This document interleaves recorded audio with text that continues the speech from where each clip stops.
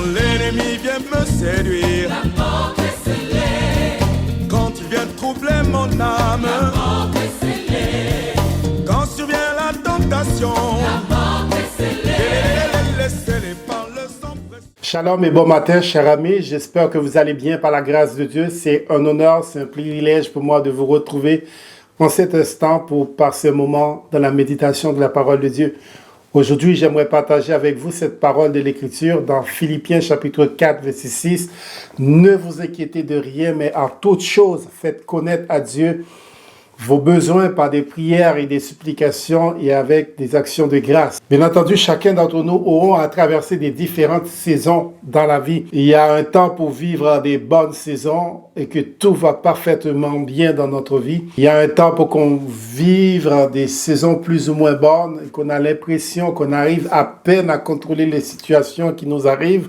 Et malheureusement, un temps pour qu'on vive des saisons difficiles et qu'on est plus au contrôle des choses qui nous arrivent, à des situations difficiles qui perdurent, qui nous angoissent. Si vous traversez une saison difficile en ce moment et que vous êtes inquiet pour votre vie, pour votre santé, pour votre famille et pour tout ce qui prend place autour de toi, je crois fortement que cette parole de l'Écriture est pour vous, car elle vous invite à ne pas vous préoccuper des situations difficiles, mais de faire connaître à Dieu vos besoins dans la prière. Bien que nous vivons dans une société axée sur la culture de la performance, de la compétition, de la comparaison, et que le stress, l'angoisse et l'anxiété s'infiltrent insidieusement dans toutes nos activités, que ce soit au travail, que ce soit à l'école, que ce soit dans les familles, et qu'il y a souvent des ravages sous-estimés. Un rapport de l'Organisation mondiale de la santé mentionne que le niveau de stress, d'angoisse et d'anxiété chez les gens ont augmenté de 25% depuis la COVID-19. Et ce rapport révèle que plus de 2/3 de la population mondiale, soit 67%, estiment que le bien-être est devenu une préoccupation pour les gens. Soit 47% de la population estime que le bien-être mental est impossible à atteindre. Tout ceci, mes chers amis, pour vous dire que nous vivons dans une société extrêmement angoissée et le stress est présent dans tout ce que nous faisons. Une société où les gens sont en permanence sur les réseaux sociaux, où les gens sont complètement refermés sur eux-mêmes et cherchent à tout prix les formules pour être célèbres, pour avoir de la richesse, pour avoir du pouvoir, pensant que le bonheur et le bien-être se trouvent dans la possession de ces choses. Pourtant, si nous lisons la parole de Dieu, si nous comprenons la parole de Dieu nous enseigne que nous pouvons avoir le bonheur et le bien-être que si nous vivons dans la volonté de Dieu. Dans le psaume 112, verset 1er, nous dit « Heureux l'homme qui craint l'Éternel, qui trouve un grand plaisir en ses commandements. » Nous pouvons constater qu'il y a dans le monde, il y a beaucoup de célébrités qui ont beaucoup d'argent, qui ont beaucoup de pouvoir, qui sont très malheureux dans leur vie et qui vit avec une maladie mentale causée par l'anxiété, par l'angoisse, par la dépression, par le burn-out. Tout ceci pour vous dire, mes chers amis, que le bien-être de l'homme ne se trouve pas dans la possession des choses de ce monde, ne se trouve pas dans la célébrité, ne se trouve pas dans la richesse, ne se trouve pas dans la possession du pouvoir, mais se trouve en notre Dieu qui est la source et le créateur de toutes choses. Psaume 16, verset 11 nous dit « Tu me feras connaître le sentier de la vie et il y a d'abondantes joies dans ta présence, un bonheur éternel à ta droite. » Et dans Philippiens chapitre 4, verset 4, nous encourage à nous réjouir dans le Seigneur. Réjouissez-vous dans le Seigneur, je vous le répète, réjouissez-vous. Même si vous traversez des circonstances très difficiles en ce moment et que vous avez l'impression que c'est douloureux ce que vous vivez, c'est important de savoir que vous pouvez compter sur l'aide de Dieu. Il nous a promis qu'il sera avec nous tous les jours jusqu'à la fin du monde, et ceci dans les bons et dans les mauvais moments, dans n'importe quelle situation que nous traversons. La Bible déclare que si tu traverses les eaux, je serai avec toi et les fleuves ne te submergeront point. Si tu marches dans le feu, tu ne brûleras point et la flamme ne te consumera point, car je suis l'Éternel, ton Dieu. Et nous pouvons comprendre cette parole à travers la vie de beaucoup de personnages, bien que Dieu avait des projets de bonheur pour leur vie, mais ils ont traversé des moments extrêmement difficiles. Nous allons parler de Joseph. Joseph était appelé à devenir grand dans sa famille, mais il a été trahi par ses frères.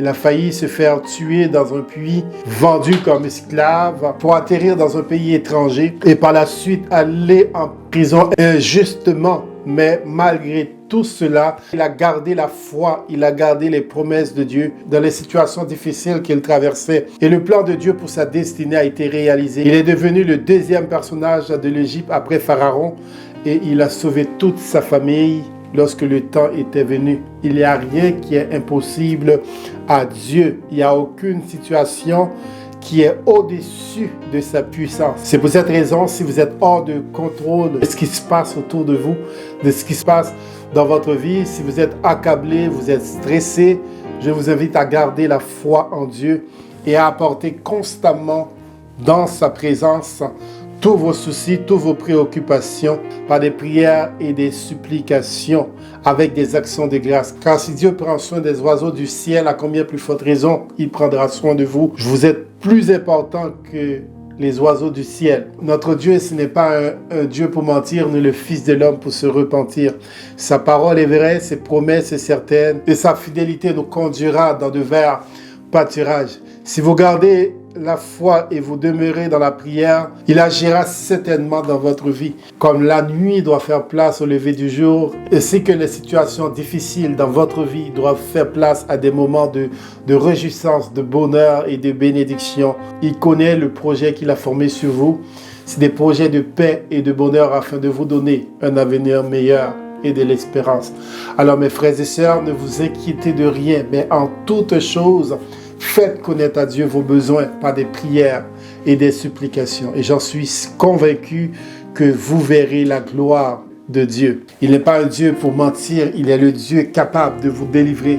Il est le Dieu capable de traverser avec vous cette situation. Il est le Dieu qui peut mettre un terme dans l'immédiat à tout ce que tu traverses. Alors ce matin, je vous invite à garder la foi et à demeurer dans la prière. Toutefois, vous priez, vous ne voyez pas les choses changent, continuez à prier, car Dieu a un temps fixé où toutes choses vont transformer, où toutes choses vont renverser, où les pleurs vont transformer en larmes de joie et vous aurez une témoignage. Et n'oublie jamais, même les épreuves, les moments difficiles concourent à notre bien.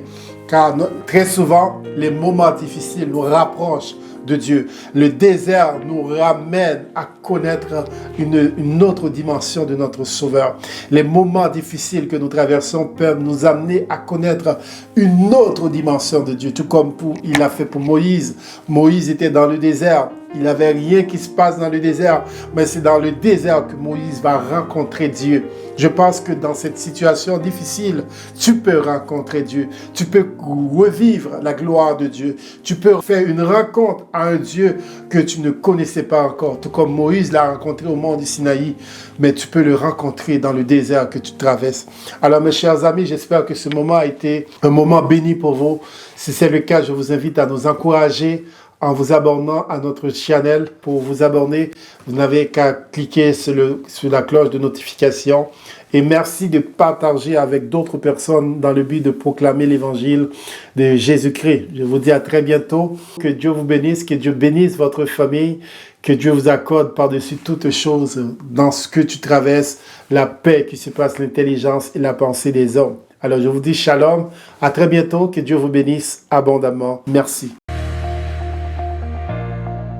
Les soucis veulent m'envahir. La mort est scellée. Et quand la tristesse m'environne, La mort est scellée. quand je me sens pas au doute, La mort est scellée. scellé par le sang précieux, je suis couvert couvert par le sang